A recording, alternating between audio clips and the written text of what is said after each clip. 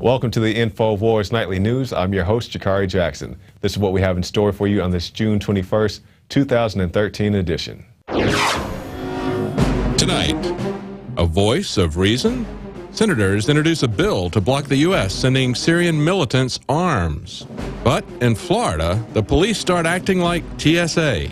Lift your shirt, shake out your bra. And Alex Jones looks at Superman, Man of Steel versus World War Z. The messages behind the entertainment. All that and more on tonight's Infowars Nightly News. And welcome back. Top story headline: Senators introduce bill to block U.S. arming Syria militants. Now, this is something headed up by Rand Paul, Tom Udell, Chris Murphy, and Mike Lee. And let's see, the legislation was introduced on June 20th. On June 14th, Obama ordered his administration to provide the militants with weapons such as assault rifles, shoulder-fired rocket-propelled grenades, and anti-tank missiles. Now, let's just pause right there for a second. This administration is saying that they don't want you, an American citizen, to have things such as assault rifles. I don't like that term, but maybe these are actual real assault rifles, high-capacity, fully automatic rifles that they're willing to give these Syrian rebels, these rebels who we've well documented decapitate their prisoners, they're raping women. Let's see, they're beating up old people in the street. They're recruiting children, having them play with AK-47s and explosives, but that's okay. We'll send assault rifles over there to them to do whatever they choose to do. Some of these guys have actually sworn allegiance to Al-Qaeda, sing songs about Osama bin Laden, and these are the people we're going to send the weapons to, but you in America, you can't have one. And the article goes on to a quote from Rand Paul, and it says, "The president's unilateral decision to arm Syrian rebels is incredibly disturbing considering what little we know about whom we are arming." Okay, Rand, I will disagree with you on that one. I think we know exactly who we're arming, especially this administration. We're arming these people who have just done all the atrocities I just mentioned. There's also that video of that guy eating somebody's lung, if you can stomach that. We'll move on to this. Authorities, media dismiss Michael Hastings' assassination claim. Conspiracy theories about Hastings' death are spreading online, especially after this tweet from WikiLeaks reading Michael Hastings contacted WikiLeaks lawyer Jennifer Robinson just a few hours before he died, saying that the FBI was investigating him. The FBI says at no time was Hastings ever under investigation, and Los Angeles police won't discuss their investigation. So nobody wants to talk about their investigation. The FBI says we were never targeting this individual. Now, let me give you the background for Hastings if you don't know it. He's a writer. Rolling Stones had a very, controversial reports about people such as General McChrystal. Actually was credited or, believed to be credited with McChrystal's departure. He exposed McChrystal talking about the administration very badly, and they didn't look too kindly on that. The guy was replaced with General Petraeus. And now he has some friends, or should I say some enemies in very high places. And he himself, Mr. Hastings, said, "I would not be surprised at all if one of these guys took a shot at me." So Mr. Hastings was driving in his car at a very high rate of speed, allegedly crashed into a tree, even though the tree suffered very minimal damage, if at all, and was pronounced dead at the scene. The car burst into flames and the engine flew down the street, literally flew down the street. And they're saying that this is the official story, and they have no idea to believe otherwise, even though it's very shady to me that a car that struck a tree head on had such heavy damage. Yeah, you can see it right there. Look at how much damage it has in the back. Now, it'd been one thing if the car wrapped around the tree, but it just allegedly hit the tree straight on, and that's the damage that you have from it. It makes no sense to me why anybody would believe this story. And I'm not saying he or she or this group or that group particularly targeted this guy, but I do believe some foul play was definitely involved. Our thoughts and prayers go out to Mr. Hastings and his family. We're going to switch gears here. This is something I could not believe when I actually read this headline. New Jersey school board bans hearing-impaired girl from using sign language. That's real. New Jersey school officials have threatened a 12-year-old girl, hearing impaired, to stop using sign language to communicate on the school bus or face a 3-day suspension, the girl's parents told ABC News. In a statement released through the school's district attorney, the Board of Education insisted it did not violate anyone's rights and it's only trying to protect other students. Protect other students from what? What does sign language, I'm gonna make this little symbol right here. I'm glad we have that graphic so people can't take that out of context. But what does sign language have to do with public safety or the safety of children on a school bus. The article says that the young girl is hearing impaired. She has difficulty communicating. And we just saw the incident yesterday. The 11-year-old girl who was walking naked down the street was autistic, had communication difficulties herself, and was tased by police. So if this girl stops using her sign language and she can't speak, will she be tased by the police? I don't understand what possible justification you can have, especially to have the school's attorney come out and say that they're not violating anybody's rights. Aren't they violating her freedom of speech? To me, that's just, if nothing else, her freedom of speech. It's so ridiculous. I can't believe they actually justified this type of behavior. And I definitely think some calls need to be made to that school and some people held accountable. We'll move on to this. MSNBC censors NSA whistleblower Russ Tice minutes before interview. Boiling Frogs Post broke the news on the NSA's targeting of political candidates, elected officials, federal judges, law firms, and activists, including candidate Barack Obama, revealed by veteran NSA officer Russ Tice. Tice went on the record for the first time with new revelations and names of official culprits involved in the NSA's illegal practices, and explained in detail how the National Security Agency targets, sucks in, stores, and analyzes illegally obtained content from the masses in the United States of America. And for more on this, we have the special report from LeeAnn McAdoo outlining these big tech companies' ties to the NSA. Tech companies tied up with the NSA's internet surveillance scandal have released government data requests this week in an effort to maintain user trust when it comes to the handling of their personal information. Combined figures from Facebook, Apple, Microsoft, Yahoo, and Google total about 40,000 requests from law enforcement since December 2012. The most common requests concern fraud, homicides, kidnappings, burglaries, and hoping to prevent a suicide. Noticeably absent are requests concerning national security. That's because a government gag order prevents the tech giants from releasing that information. These figures only represent user data that was provided after being served a warrant or subpoena. It does not represent FISA requests, which is what the NSA uses as part of the PRISM program. According to numbers from the Boundless Informant program, these figures are 100,000 times less than the 3 billion pieces of data it mined from U.S. servers in March alone. According to leaked PRISM slides, the government has direct access to server systems. But one tech CEO said that would be impossible unless the government had breached the servers. Now, Obama referred to the NSA receiving metadata in bulk. He said the bits of information called were telephone numbers, a location, and the duration of the phone call, assuring that there was no names or no content in the database. But if there is no content in the database, then how does the FBI retroactively gain access to the content of your phone calls? It's not a voicemail, it's just a conversation. There's no way they actually can find out what happened, right? Unless she tells them. No, there is a way. We certainly have ways in national security investigations to find out exactly what was said in that conversation. Welcome to America. All of that stuff is being captured as we speak, whether we know it or like it or not. NSA whistleblower William Binney spoke of an even earlier surveillance tool in a recent interview with Democracy Now! The Neris devices that they deployed starting, I think, around 2003 onto the fiber optic networks were capturing the emails and voice over IP, and that was being stored. So that's why you have to build places like Bluffdale in Utah, that's a big storage facility, because they're collecting so much data. The content is really the bulk that needs to be, that they're storing. Now, Binney went on to say that the content collected on the fiber optic lines only represented about 80% of what's on the internet.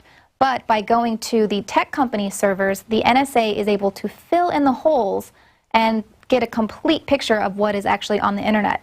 All that data will be stored in the Utah Spy Center, which Binney says will hold up to 500 years worth of all the world's communication, and its main focus will be analysis and code breaking. I'm LeeAnn McAdoo, and this has been an Infowars Nightly News Alert. All right, thank you, LeeAnn, for that report. And I just don't see why people can't draw the lines. And I gave this example, I believe, last week. Think about Xbox. There's a lot of talk about the Xbox One coming out. Xbox is made by Microsoft. Microsoft is alleged in the PRISM scandal, but they have these things such as the Xbox One that have retina scans, voice recognition software. They can tell if you're enjoying the game. They can tell how good your heartbeat is going, but nobody thinks that this thing could be used for surveillance purposes. It's just very naive to me to think such a thing. Now let's talk about people losing their shirts, quite literally. This article, lift your shirt, shake out your bra, police search. When a lady says no, she means no, except to the police in Lakeland, Florida, where Officer Fetz pulled over a lady on a routine traffic stop and asked her to shake out her bra. Twice. Then he asked her if he could search her car, and she said no. Maybe he really trained at the TSA. Chief Womack issued a statement saying that there would be a full investigation. I'm Gigi Arnetta with an Infowars Nightly News Alert. So this woman was pulled over for a busted light, not any type of weapons charge. She wasn't running boatloads of coke. She was pulled over for a light, and the guy says, get out your car and lift up your shirt, basically makes her get naked on the side of the road. And for more on that, we have Gigi Arnetta, who actually made that report. All right, Gigi, so we just saw that clip. You actually stayed late yesterday to make that because that's such an important piece to you. Tell us more about it. Well, the bottom line is people are being pulled over all the time, and really unnecessarily. And when I saw this come over the desk yesterday, I couldn't believe it. This woman is wearing a Ninja Turtles t-shirt. She's obviously not a terrorist. You know, the guy pulled her over because she had a broken taillight. And then the next thing you know, he's asking her to shake out her bra. So he has her, like, lift her shirt up twice, and then asks her to search the car, and she says no, and he does it anyway. Right. So I'm not exactly sure why this officer felt so threatened as to what she may be carrying in her bra. You know, I guess, you know, some people may hide drugs or whatever, but she was pulled over for a light out. That's correct, right? Right, and she's young, and you could just tell by the video she wasn't guilty. You can just tell, you know, and even if she was guilty, he didn't handle it right. But this is happening all the time. Yes, we actually have some more examples of that if we can get these ready. I want to go to this. Trooper indicted after roadside cavity search of 2 women. Now, this is something we reported on a little bit ago on Infowars.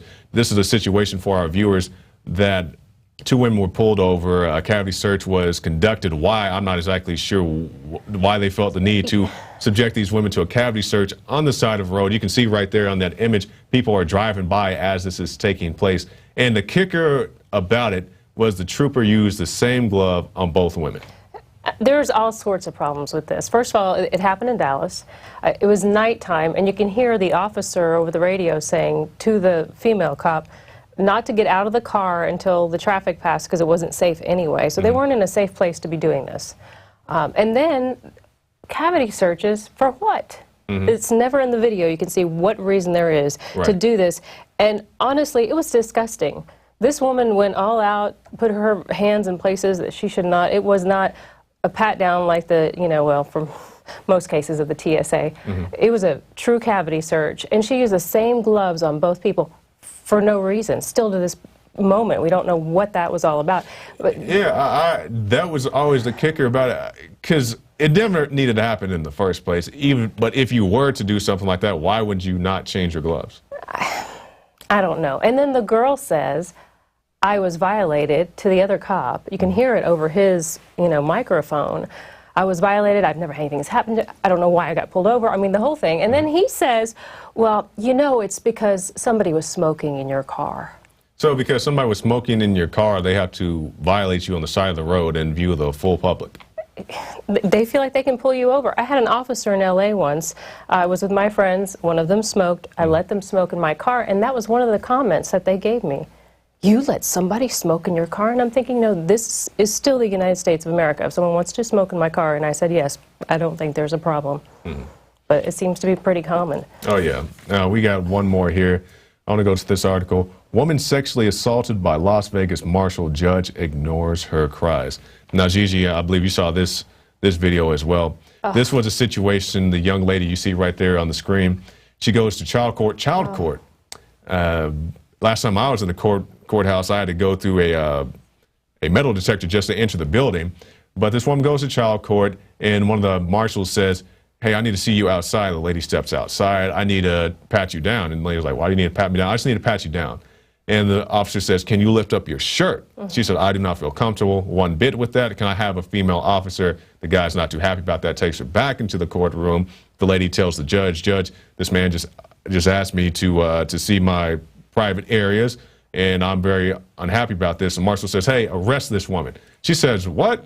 Yeah, okay, you want to jump in. Tell me about it. Not only that, her little daughter, I think she was 2, was in the room with her little stuffed animal, and the judge is a female judge, ignores her, starts playing with her child in front of her, while this guy goes and has another officer start to try to handcuff her, and he says, the only way you're going to get out of this is to sit down here in front of this recorder and retract your statement. So she sits down, not wanting to do it. As soon as she sits down, she can't. This man, and just starts going off. You know, I asked for a female, and anyway, it turns out they arrested her. They put her in the clink for a night. Oh, yeah. Sent her Child Protective Services because of this man. And this man is now asking, they put him, I don't know if it's leave or they fired him. I believe he was fired. He was fired, but he's asking for his job back, and he's actually suing. Yeah, and the way this lady found out about this, I do encourage everybody to go and watch this video for yourself. But she was contacted by the news agency who was covering the story, who had told her that I guess somebody followed up on this and it got the guy fired. And it's a very disturbing situation because you look at this, you're in a courtroom of all places. Yeah, you can see the judge right there playing with the daughter. Family court. Family court, nonetheless. Family court. She's arrested by another officer after claiming that the officer violated her, or, you know, asked to see her private areas. This was completely ignored, and then the woman's locked up. And you can see the little girl, sir, please don't take my mommy into jail. I mean, I was watching this, and I was starting to tear up. I could not believe that they would do this to the kid. I mean, it's awful what they did to the mother, but that poor child will be traumatized with that for the rest of her life. Exactly. And this is all because this man wanted to, you know. He was trying to oogle this woman. Hey, he had no reason. Like I said, when you go to a courthouse, they have security there. You walk through a metal detector, you know, whatever the case may be.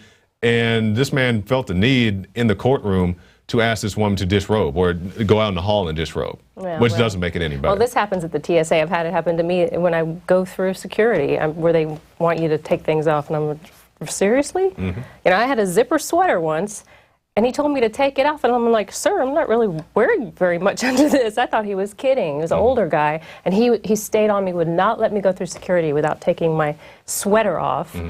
And it ended up being one of those things where I just said, I had people lined up behind me, and I thought, all right, what's happened in Burbank, you know? The guy turned blood red. I had a bustier underneath, and he just, you know what, but you know, it was kind of like, really? People were cracking up. It was to the point where, you know, you see people go through the TSA in their swimsuits or their trunks just to, people protest. That was my protest. I busted out, and I was done with it. That's the second time in Burbank I had problems, though. So there's was there a similar situation? The first time I went to, look, the TSA has all kinds of problems, but I even had them when they searched my baggage. I'll never forget this. Takes out personal items, underwear, okay? And we'll just say, he just pulls it out from there. Oh, look at this, and swinging it around. I'm like... He really swung it around. I swear, he did. And people behind me were like, everybody was mortified. It's like, what is he doing? Is he going to do that to my stuff? I mean, you know, that's... What kind of weirdos they have working at places. No, but it was Burbank Airport, so if you go through Burbank, just be careful. I'm going to try to avoid that altogether. Well, Gigi Arnetta, thank you, and I hate to see these things happen. I'm glad you're covering it. I think we need to do this at least once a week. There's just so many bad cops. There's good cops, but these guys need to be stopped. We need to expose them. All right, thank you, Gigi. All right. Now we'll get back to the news here. Amendment would give legal status to people displaced by climate change. Okay. The Senate's immigration bill currently recognizes people who come to the U.S. may have no country to return to for a variety of reasons and allows them to come forward and apply for legal status as a stateless person. But one cause for displacement that is overlooked in current law is how climate change has caused people to lose their homes and nationality. Now, let's think about this in context. Okay, so let's say you came here illegally 8 years ago, all right? So you're from a place, and during those 8 years, you encounter immigration, and immigration say, hey, we got to get you out of this country because you're here illegally. You say, hold on, my homeland was destroyed by a tornado or an earthquake or a hurricane or whatever. Oh, okay, that's perfectly fine. Since there's a big disaster where you came from, you can stay here and that's not a problem. I have a problem with that. They broke the law in the first place. It's my deal. Why do we have laws when we reward the people who can break them the best. It's just like, you know, we have a border defense, we have a border patrol, we have immigration. But if you can elude all these things and make it to these places like in California and other places, well, they'll just give you a free driver's license. They'll give you worker permits and whatever else. They'll give you, let you have your babies for free and so forth. And once again, I'm not hateful to anybody. I don't have this closed door U.S. policy. I believe that we should have ways for people to come here, joining the military, naturalization and so forth. But just to award people who can break the laws the best is just completely ridiculous to me. And we're going to talk about somebody in this next report who came from a different place, this being Superman. Yes, Alex Jones has seen the film, The Man of Steel, and also he's going to give you the preview of World War Z. So here's the Infowars breakdown of The Man of Steel and also World War Z.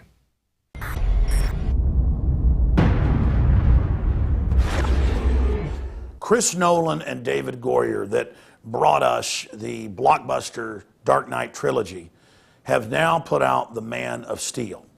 They are throwing in your face the memes that the global elite are actually obsessed with. Genetic engineering, eugenics, world government, terraforming, it's all there. And I'm going to break down the dichotomy between the messages in Superman, the Man of Steel, and World War Z with Brad Pitt.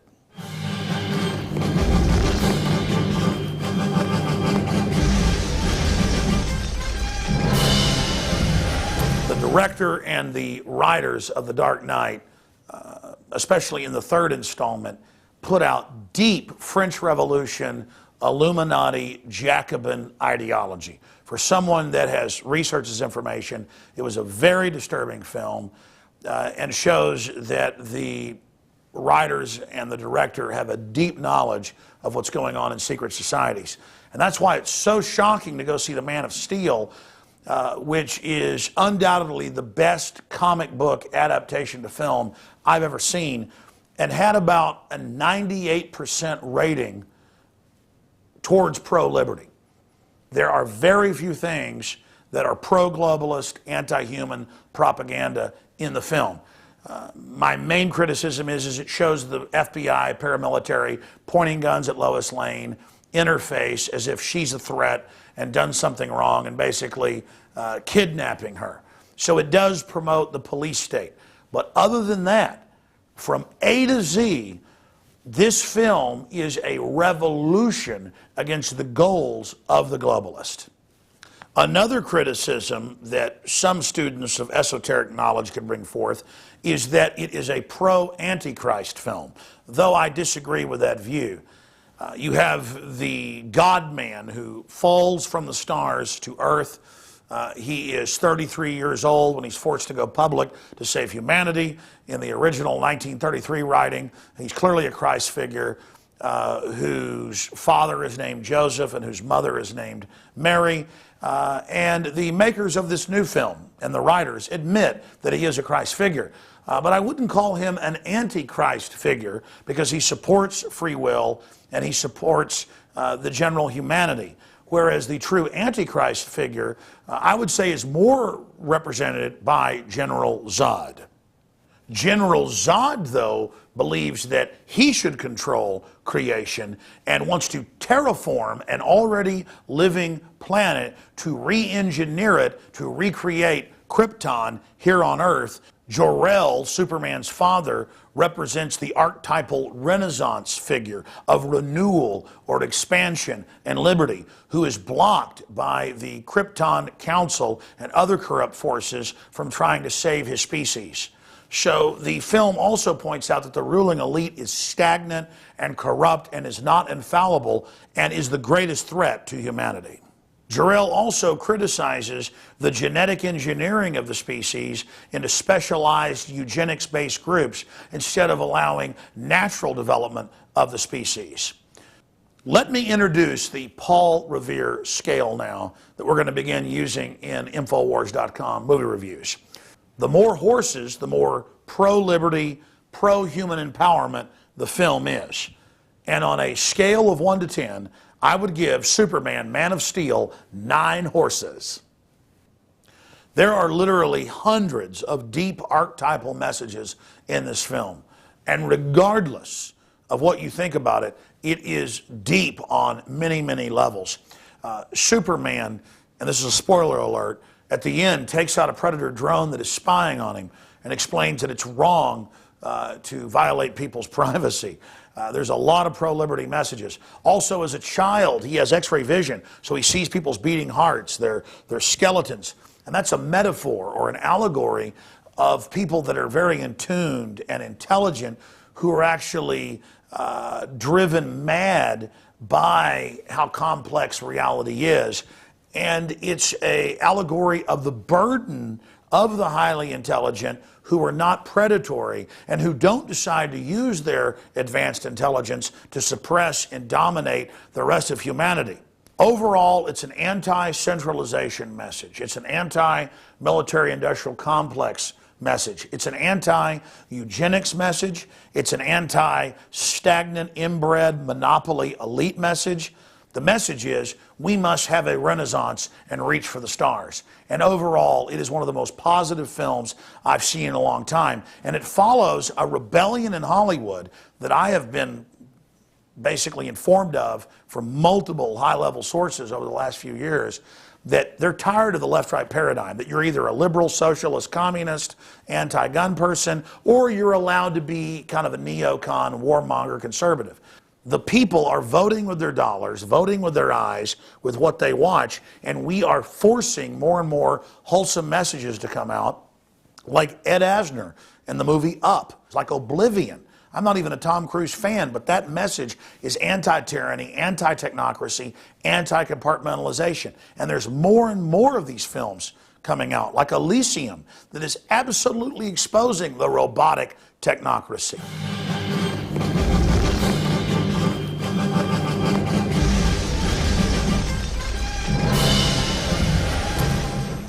Now let's look at World War Z.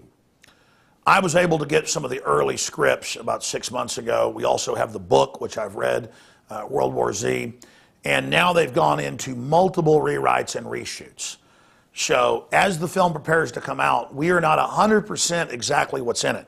But we do have the earlier versions, and they're very similar to the book, which is an anti-human, pro-elite, pro-mass extermination manifesto that I can only describe as ultra-Hitlerian. They say in the book and in earlier versions of the film that there's nothing worse than American militias and gun owners. And thank God the zombie apocalypse happened, because at least it reduced the numbers of humans worldwide and allowed the UN to invade America and put gun owners and families in concentration camps. They praise communism in the book and in the earlier screenplays. It is a piece of authoritarian pornography. And despite the fact it has a mega budget and Brad Pitt is behind it, I predict this film will not perform as good as other films that have more wholesome messages. People are sick of the psychic poison. The globalists want to turn off our life force, turn off our self-preservation instinct. They want to teach us it's sexy and cool to be anti-human. And in the book and the earlier screenplays, they talk about how being cold-blooded and exterminating masses of people and feeding families to the zombies was the smart thing to do, and how the United Nations used the crisis to bring in their global government and finally crush right-wing libertarians in America. And then you look at the big megabanks that control the world and are setting up global taxation, and who are above the law and exempt through the UN and have diplomatic immunity. This is what they're promoting. There's going to be a worldwide biological release that reduces world population, and that the UN will manage the globe during this crisis. This is all basically a Jim Jones Kool-Aid drinking drill. Jim Jones had his followers in Guyana hundreds of times drill drinking the Kool-Aid, until finally they put the cyanide in it and everybody poisoned themselves. And that's what this is. Just get ready for major collapse. And those of you that work for the Technocracy, who are specialists like the Brad Pitt character, you'll get to go be on the ships safe from the bioweapon release. You'll get to go to the underground bases during the mass calamity and collapse that is coming. And then I researched their underground seed banks, their martial law plans. They're actually gearing up for something like this. And they've got all these scientists and top police and military signed on to believing they're going to be protected during all this. I have not seen it yet. It's coming out tomorrow. But I've read the book, seen the early screenplays. I would have to give it 0 Paul Revere's as an anti-human treatise, shelling the zombies as the liberators of humanity, shelling the image of humanity as a bunch of walking dead. Thoroughly disgusting. So I give World War Z 0 Paul Revere's. So World War Z is a dress rehearsal for worldwide planetary genocide and a re-engineering of our planet. They're selling General Zod's takeover as a good thing in World War Z. And so that's why I hope that World War Z is a failure and that positive films like Oblivion and Man of Steel and Up and so many others become the norm. Because there's a fight for the heart and soul of Hollywood right now. And regardless of what you think about Hollywood, it is the worldwide propaganda channel of the globalist. And you're seeing a spiritual fight, a cultural fight for the future of humanity taking place right now. I'm Alex Jones with Infowars.com. This is another film review. Superman, the Man of Steel versus World War Z, only at Infowars.com.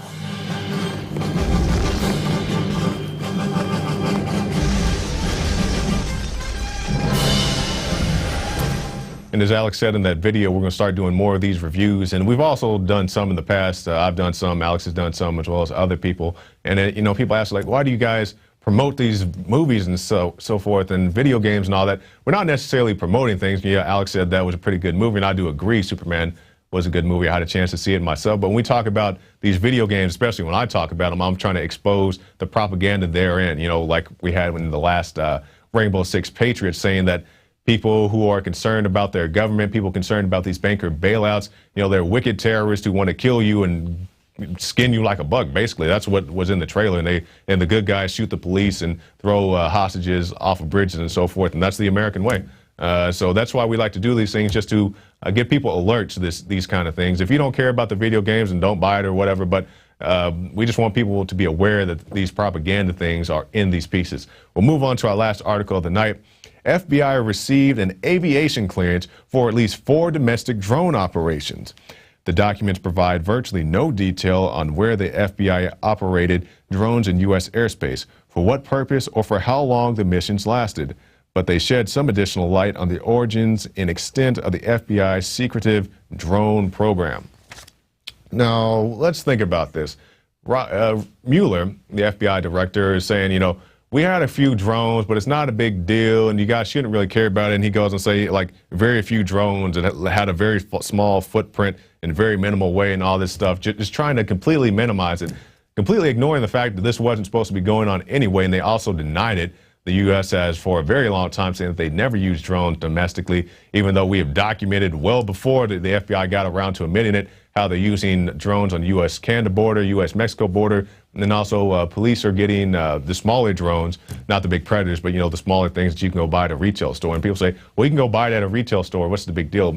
You can attach cameras to these things. Some of these things have cameras built into them. And yes, these things could be used for good resources, such as finding lost people and so forth. But a lot of these things are used to spy on people. And even the smaller drone that you can go buy at an electronics store, you can fit a gun to it. You can go to YouTube right now, type in people with, you know, attaching guns to drones, and people do it. You know, FPS Russia has one. I mean, these things do exist. These things can be made. So just keep that in mind next time you say, well, it's only a small drone, it's not a big deal. It is a big deal. All right, so that's the end of our news broadcast. We'll go now to our quote of the day, this by Carl Jung. In all chaos, there is a cosmos. In all disorder, a secret order. And that's our quote of the day. Now, stay tuned. After this break, we'll be right back with Dan Bidondi. He's going to be interviewing veterans about Monsanto. I'm sure that's going to be very interesting. But in the meantime, before we get to the break, if you like this broadcast and you'd like to see it continue, especially if you're watching this on YouTube, consider becoming a member of PrisonPlanet.tv. It's our resource. We can go and see the nightly news, the Alex Jones Show, the rants, all that is right there on PrisonPlanet.tv. And also check out the Infowars shop. Pick up State of Mind. You can get it also on Blu-ray as well as DVD, and it comes with a free American Dream. That's a great film all by itself. But this is only $19.95 for the DVD, $5 more for the Blu-ray. So check those both out. Alex is in State of Mind, and also check out The American Dream, both great films at Infowars Shop. So that's it for this, and stay tuned for Dan Bidondi. Now you can watch the Infowars Nightly News streaming live as it happens for free. Check it out at Infowars.com/show.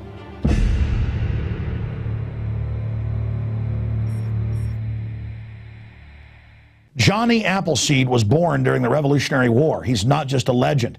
And in more than 5 states, he introduced apples that had not even been grown in the colonies.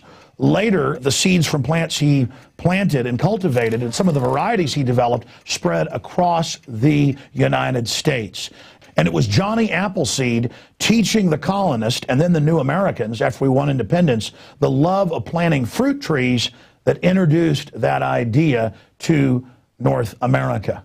Ladies and gentlemen, it is a revolutionary act to unplug from the television, to unplug from the computer and all the globalist propaganda, and to go out in your backyard or your front yard or planters at your apartment or on the roof of the building where you live, and to plant a garden. Become the Johnny Appleseed of your community with seeds from the Infowars Seed Center at InfoWarsStore.com. The simple act of planting fruits and vegetables and then tending them and taking care of them and then sharing them with friends and family is a revolutionary act against tyranny. The globalists, first and foremost, do not want us to be self-sufficient.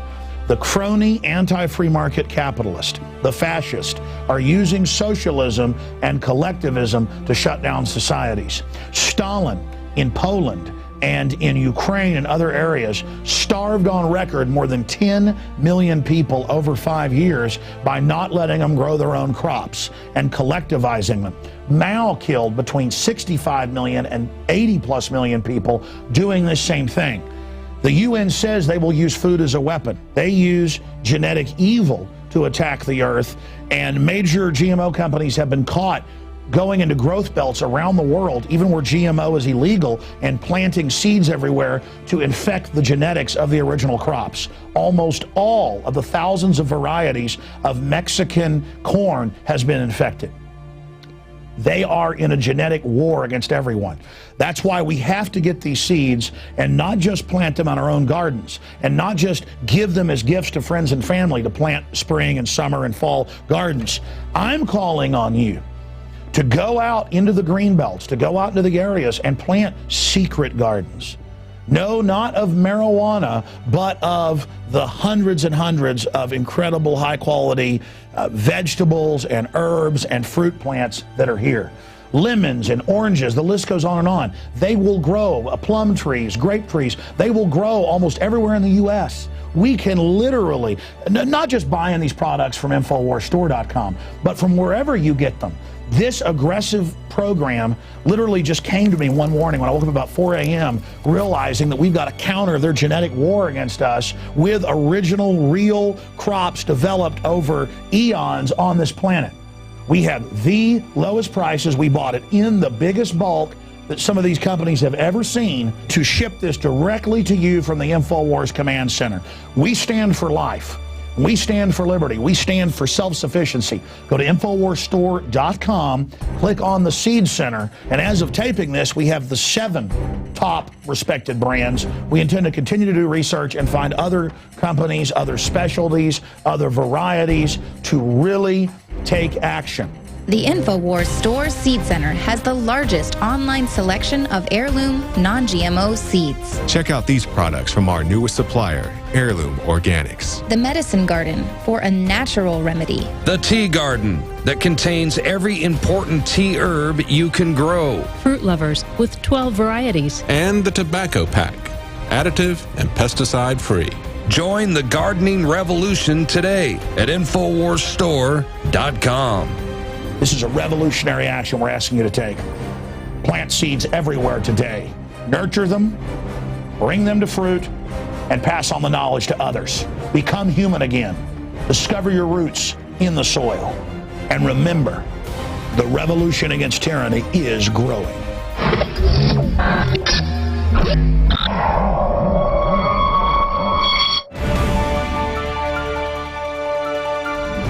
This is Dan Bidondi reporting for the Infowars Nightly News. And today we're going to have a special report about Monsanto in Fort McClellan, Alabama. From 1935 to 1999, when Fort McClellan was open, hundreds of thousands of our troops got poisoned and radiated by Monsanto. And today we're going to interview several people that are going to give their testimony of what happened at Fort McClellan. Hi, my name's Sal Caiozzo. I served at Fort McClellan, Alabama in 1981 for basic training as well as AIT for military police training. I am currently spearheading in Rhode Island the fact of HR 411, which is a health registry act which is in Congress and has been in Congress 3 prior times and never made it. Hi, my name's Dennis Tremblay. I served with the 43rd Military Police Brigade, 119th MP Company. I was stationed in Fort McClellan, Alabama for United States Army military police training. 95 Bravo was the MOS. Well, I guess in the 1960s to 1970, Monsanto had a factory on the outside gate, one of the gates. And basically what had happened was they had PCB leaks that polluted the whole area. Now, we all know PCBs stay in the ground. They just don't go away. As far as radiation, there was a lot of testing done at Pelham Range with depleted uranium. Depleted uranium is a funny thing because it is alpha particles. However, when it does get hot, it turns into an aerosol and you breathe it in. Alpha particles become very dangerous to you then. Other things as well were PCBs in the water, as well as TCEs. And at the MP training site, there was ionizing radiation found, which was cobalt and plutonium. How I found this out was I was actually Googling, I was trying to look up old pictures of the post and show my kids about, I wanted to see what kind of advancements in training and so on and so forth. I was very unaware. I did not know about the toxic exposure, the contamination. When I basically turned 40, I started to really feel different and started to get sick. I have intestinal issues, which the doctors gave a name of it as IBS, basically because they don't know what's wrong. I suffer from chronic joint pain. I've had my gallbladder removed when I was 28 years old, kind of young to have that removed. A number of other things too. I ended up with fibromyalgia, and the doctors can't explain that either. I mean, it's every time I go to a doctor, they just scratch their head. I mean, I'm a type 2 diabetic, thyroid problems, hypertension. I've had polyps removed out of my stomach on 2 separate occasions. I have a difficult time sometimes breathing. My stomach gets rock hard and my chest feels like I have an elephant sitting on it. They once brought me into the hospital by ambulance. They kept me in the hospital to do a cardiac workup. Heart's fine. Everything mimicked a heart attack. Heart's fine. I've been sick and actually went to Kent County Hospital back just a few years ago, and I actually had the head of the ER department tell me that my body was septic and toxic, and they did not know what was making me sick. My son at 6 years old ended up with a Ewing sarcoma to the jaw. It's a type of bone cancer. It's a very rare bone cancer on short bones. Usually you get it on the long bones like the ulna, the fibula, these type of things. The doctors at Mass General, because that's where I brought him, actually said that it was very rare for a child to have that type of cancer in the jaw. Fortunately, we saved him. He's 24 years old now, but however, he still needs to go through all sorts of surgeries and everything else. I mean, it's been very taxing on the family. And of course, when I got sick, I lost everything. There was nowhere I could go and say, hey, I'm having a problem. They don't care. The only thing I can say is just absolute, complete betrayal. Like, betrayal, depression, you know what I mean? I'm still in the process of finding stuff out. Like, this story is so deep that it's, I mean, just Google Fort McClellan toxic exposure and get in touch with us on the Facebook groups, and everything is right there for you to see. H.R. 411 is a bill brought out by Congressman Tonko in the Albany district of New York State. This bill basically is a health registry act. It's basically to notify all the veterans that serve there and to let them know, you know, hey, we have a health registry. What's wrong with you? What's going on? What's not going on? It's gone through 3 other sessions of Congress with different numbers. Another one, I believe, was 2036, the last one. It never goes through. In fact, H.R. 1960, the beloved NDAA Act that just got voted on this past Friday, Congressman Tonko tried to put an amendment, Amendment 83, which was to the Secretary of the Army to notify everyone that was stationed at Fort McClellan about what's going on, about the possibilities, as they wrote, of contamination there. According to Tonko's office this morning, which I called them because I am a Rhode Island lobbyist, and they did talk to me, they struck it. They didn't even want to hear it. VA covers absolutely 100% nothing. They deny everything. It's up to you to prove your own case, so to speak. Yep. And I mean, there's EPA reports, there's, you know, Radiological Society reports. There's anything you need, you can Google and you can see actual factual reports. This isn't just hearsay. I found out because I saw an article in Law Enforcement Today last year. I was going through my whole life saying, well, geez, what's wrong with me? And you said there's EPA reports on this too? There's also EPA reports. There's also ADEM reports, which is the Alabama Department of Environmental Management reports. There are also private company links that they had people go in. There's also one report from 1966 that a biologist went there, put bluegill fishes in one of the streams, and within 3 minutes their eyes popped out, they were dead, their skin came off as they were boiled. One thing I want everybody to understand is that, like, there was, you know, in World War II, there was over 500,000 people that went through this base. That's just World War II. That ain't any other conflict. I mean, the vast majority, you know, a lot of these people could be dead right now. There's still stuff there. It's leaching out of the ground. People got sick. And let us not forget that Monsanto paid the town of Anniston, or the city of Anniston, $700 million, to which not one veteran was informed. We were kept out of it thinking that the United States government would take their responsibility, and at the end of the day, we see that they're going to be childish. When I went in November of '96 till May of '97, and they knew about it back then. The EPA reports will show that. You can Google it.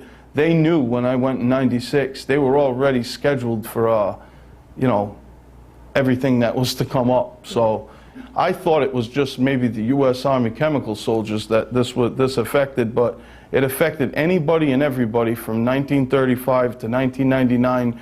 If you served any amount of time at this base whatsoever, and you're experiencing any health problems whatsoever, you need to go and get checked out, and you need to file a claim for toxic exposure. Their best bet would be to go to poisonveterans.org. That would be a good place to start. They can turn around and they can communicate to me. I'm actually the one who started this thing.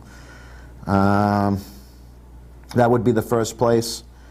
The second place, there are Facebook pages and stuff like that, Facebook groups that people can join that were there to, you know, to talk to everyone else, to see, you know, get everybody else's handle on this.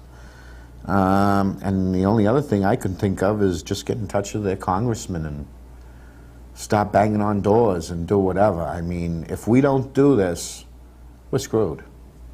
You know, from here, it's gonna, you know, I've been told it's only gonna get worse, and I'm seeing it's getting worse, but I ain't gonna stop.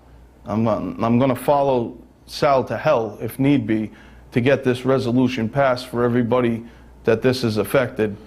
Well, from here, my plans are to get a lot of other people involved in their own states so they can get the same resolutions done from their own states and send them to Washington. At least that way Washington knows that the state levels know. Because you know as well as I do, if Washington does nothing, this is going to be kept onto state levels, and people are going to be on a state dime for insurance, welfare, or what have you, because a lot of us are sick. And the government needs to take responsibility. Please get this message across to the American people that we're sick, we're dying, we were poisoned against our will, used as human lab rats, and you know, this is completely unfair. We were betrayed. I mean, you know, any one of us, and I can speak for a multitude of veterans, any one of us would have laid down our life for the greatness of this country and for the freedoms that it provides. And, you know, please just don't forget us. I love my country. I love its people. I fear my government.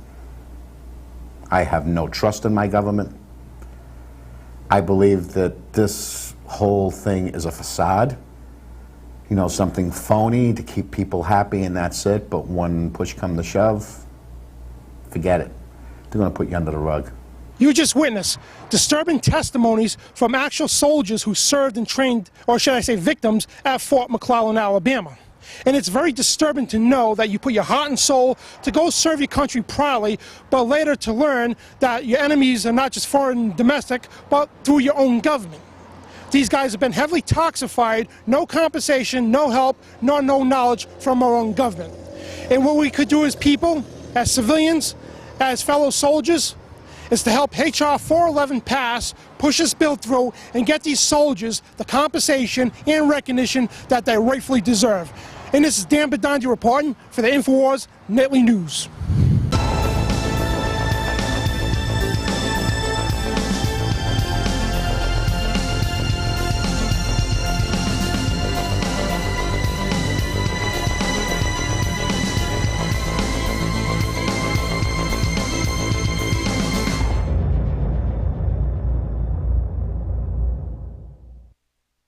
Now you can watch The Alex Jones Show live as it happens at Infowars.com/show. You'll find links to all of our content there and a free 15-day trial for Prison Planet TV. More than 60 movies and documentaries all in one place at Infowars.com/show.